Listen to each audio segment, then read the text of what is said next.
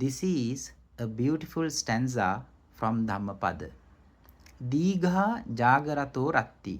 For a person who cannot sleep, the night becomes very long. Dighang santassa yojanam.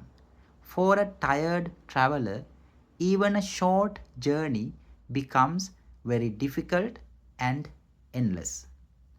Digho balanang sansaro saddhammang avijanatang. In the same way, for a person who does not realize the teachings of the Buddha, the journey of sansara or existence becomes very long.